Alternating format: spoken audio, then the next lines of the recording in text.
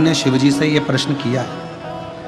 मां पार्वती जी ने भगवान शंकर से कहा कि व्रत का फल क्या केवल मनुष्य के ही खाते में, तपस्वियों के खाते में? जो साधक हैं, साधना करने वाले हैं, तपस्वी हैं, संत हैं, साधु हैं, सन्यासी हैं, क्या केवल इन्हीं के खाते में केवल व्रत का फल है?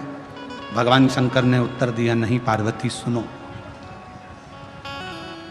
33 कोटि देवता में केवल एक शिवजी कहते हैं, केवल एक मुझे लोग पशुओं का देव भी कहते हैं, पशुपति नाथ भी कहते हैं। उसका फल मैं तुम्हें बता रहा हूं।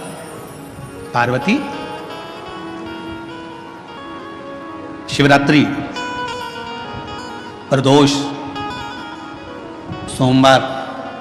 सोमवार की अष्टमी, श्रावण, भादो, कुंवार, कार्तिक, चातुर्मास, ये जितने भी बड़े बड़े व्रत साधन जो आते हैं, इन साधनों में मनुष्य तो व्रत करता ही है, संत, साधु, सन्यासी, तपस्वी तो साधना करते ही हैं, पर साथ में मान लो कोई श्वान है, कुत्ता है, कोई जीव है, कोई जंतु है, और मालूम पड़े कि आज शिवरात्रि का दिन है या प्रदोष का दिन है या सोमवार का दिन है, और वो सुबह से उसको कुछ भी खाने को नहीं मिला, भूखा है, प्यासा है, उसको कुछ मिल ही नहीं रहा, उसको कुछ प्राप्त ही नहीं हुआ। शिव जी कहते हैं, पार्वती मान लो अगर प्रदोष का दिन है और कोई पशु को अगर कुछ मिला नहीं है, अनायास, शिव तो अनायास कृपा करने वाले हैं। शिवरात्रि की कथा ये कहती है कि एक भील हिरण को मारने के लिए पेड़ पर चढ़ गया, बेलपत्र का पेड़ था, नीचे शंकर का शिवलिंग था, छाजल में जल था, रात भर पानी गिरता रहा, बेलपत्री का पेड़ हिलता रहा, उसमें से पत्ते नीचे गिरते रहे, और प्रातः में शिवजी प्रकट होकर उस भील पर करुणा कर देते हैं। ये तो शिव कथा तो अनायास कृपा करने वाली है, अचानक करुणा करने वाली है, अचानक दया करने वाली। कोई पशु है, कोई पक्षी है, कोई जलचर है, कोई थलचर है, कोई वायुचर है, कोई ऐसे जीव हैं जो तिथि पर मान लो भूखे हैं, प्यासे हैं, शिव कहते हैं, पार्वती जितना मनुष्य को व्रत का फल प्राप्त होता है, शिव कहते हैं उससे 4 गुना ज्यादा फल मैं पशुओं और पक्षियों को भी प्रदान कर देता हूं, उससे 4 गुना ज्यादा।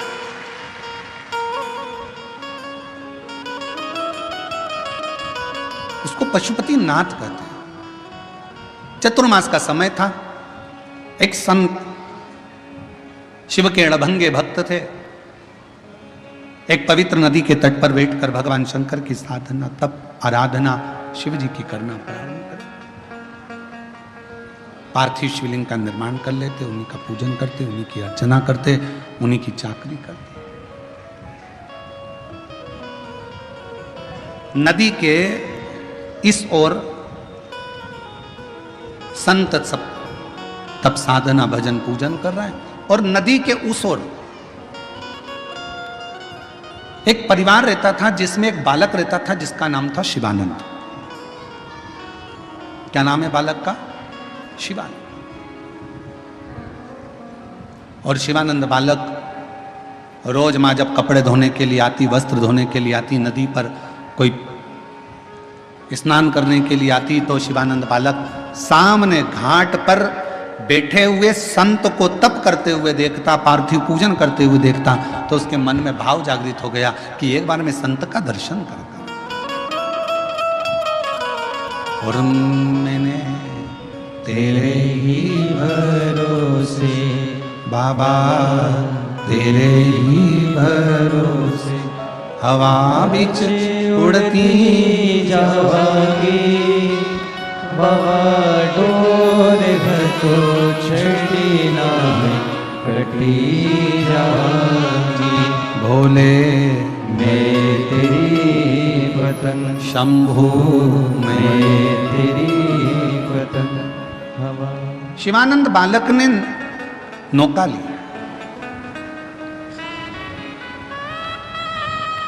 मैया को आज घाट पर ही छोड़ा, और मैया को घाट पर छोड़कर शिवानंद बालक नाव को लेकर घाट के उस पार, शिवानंद बालक नाव लेकर घाट के उस पार पहुंच गया।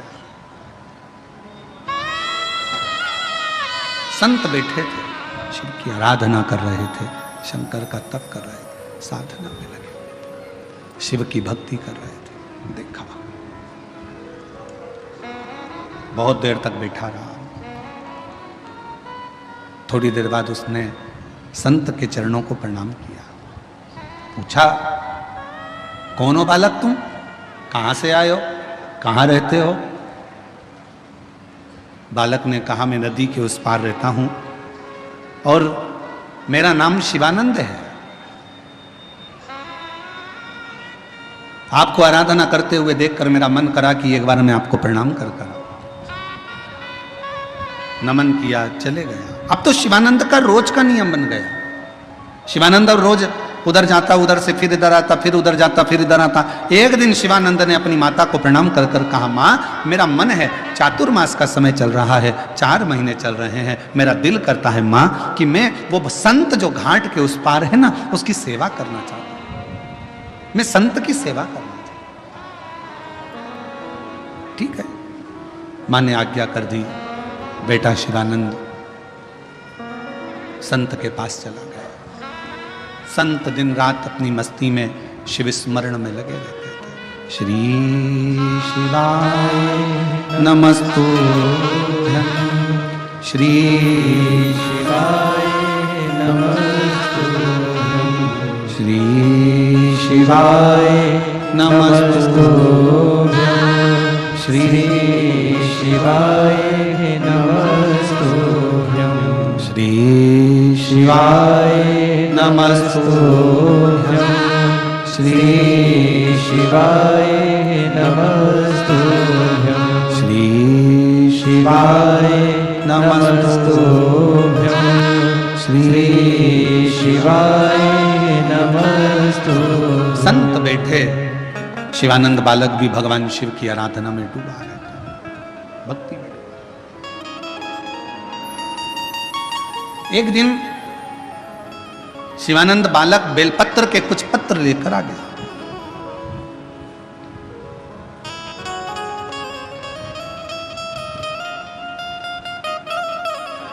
गुरुजी का हृदय थोड़ा सा दुखा।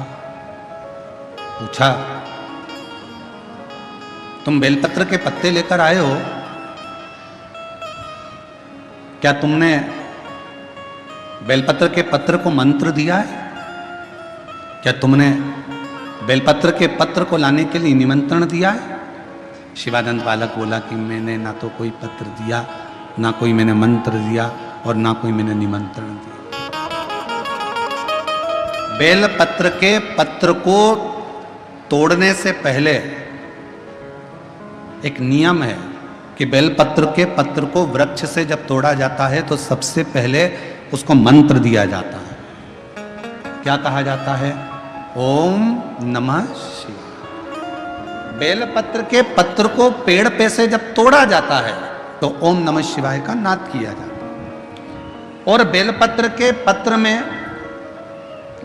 इसमें तो वो नहीं है गूठी, बेलपत्र का जब पत्ता टूटता है तो यहाँ एक गूठी आ जाती है। देखा है आप लोगों ने? जम के तो बोलो, देखा है? तो बेलपत्र के पत्र में जो गूठी होती है उसको भी जब तोड़ा जाता है, उस गूठी को जब अलग किया जाता है तब भी शिव मंत्र उसको दिया जाता है। ओम नमः शिवाय, ओम नमः शिवाय, ओम नमः शिवाय। वृक्ष पे से पत्ते को तोड़ा तो मंत्र दिया, गूठी को तोड़ा तो मंत्र दिया, और बेलपत्र के पत्ते को जब तोड़ा जाता है, मंत्र पत्ते को तोड़ने से पहले मंत्र प्रदान किया जाता है, और जब तोड़ा जाता है तो कहा जाता है, हे माँ पार्वती, हे माँ गोरा, चलो तुम्हें शिवजी ने बुलाया है मेरे कल्याण के लिए। माँ, आपको शंकर जी ने याद किया है, मेरे ऊपर बहुत दुख है माँ, कल्याण करिए, चलिए मेरे दुख को समाप्त करो, निमंत्रण दो।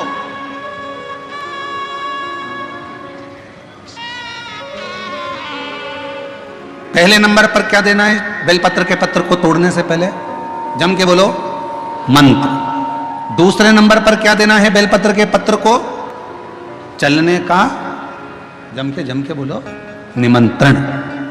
मां पार्वती जी से कहो, हे मां गोरा, हे मां पार्वती, हे मां चलिए, आपको शिव जी ने याद किया है। मां, हे मां पार्वती, हे मां गोरा, मेरे कल्याण के लिए, मेरे दुख को दूर करने के लिए, मेरी तकलीफों को हरने के लिए, हे मां गोरा, मेरे कष्ट को समाप्त करने के लिए, मां गोरा, मेरा भंडार भरने के लिए आपको शिव जी ने याद किया है, निमंत्रण दो। लेकर आए, फिर गूठी तोड़ी, फिर मंत्र दिया, ओम नमः शिवाय, नमः शिवाय, नमः शिवाय। अब गुरुजी ने पूछा कि तुमने मंत्र दिया? नहीं। तुमने निमंत्रण दिया? नहीं। तो फिर तुम्हें क्या हक है कि बेलपत्र का पत्र तोड़ो? शिव महापुराण की कथा तो कितनी बड़ी बात कहती है, बेल पत्र के पत्र को सीधे पेड़ में से तोड़ कर लेकर आना चाहिए। बेल पत्र की डंडी, कई माताओं की, कई भाइयों की आदत होती है, बड़ी सी डंडी होती है, उसको वहां से काट लिया, तोड़ लिया, पूरी की पूरी डंडी तोड़ कर लिया है, फिर घर पर आकर उसमें से पत्तियां तोड़ ली, जो डंडी थी उसको पटक दिया। ना ना ना, ये गलत है, ये गलत है। वृक्ष से पत्तों को निमंत्रण देकर फिर तोड़ा जाता और फिर लेकर आकर दूठी तोड़ते समय भी शिव मंत्र को दिया जाता। कुछ नियम है बेलपत्र के भी, उसको धारण करना चाहिए, कुछ नहीं। जैसे डॉक्टर की गोली खाने के भी नियम होते हैं। डॉक्टर साहब लिखते हैं कि सुबह ये गोली लेना, शाम को ये लेना, ये भोजन के पहले लेना, ये भोजन के बाद लेना, और सुनो इसको गर्म दूध से ले लेना, इसको पानी से ले लेना। अब मालूम पड़े तुमने सोचा कि मैं एक काम करती हूँ, कहाँ मेरा टाइम बर्बाद करूंगी, सुबह लो, शाम को लो, दोपहर में लो, तो तुमने सारी गोली एक साथ खा गई और फिर डॉक्टर के पास गई, डॉक्टर साहब मेरे को तो आराम ही नहीं लग रहा, मैंने 3 बार 15 दिन से गोली खा रही हूँ, 10 दिन से गोली खा रही हूँ। डॉक्टर साहब ने पूछा गोली खा रही हो तो क्या तुमने नियम धारण करा? हाँ, क्या क्या नियम धारण करा? सुबह की गोली सुबह खाई, भूखे पेट की भूखे पेट खाई, भोजन के बाद की भोजन के बाद खाई? नहीं नहीं नहीं, मेरे पास समय नहीं रहता, इसलिए सारी की सारी एक साथ खा गई। डॉक्टर ने कहा इसीलिए तो दवाई असर नहीं कर रही है। दवाई खाने का भी तरीका होता है, आवाज सेट नहीं है भाई, दवाई खाने का भी तरीका होता है।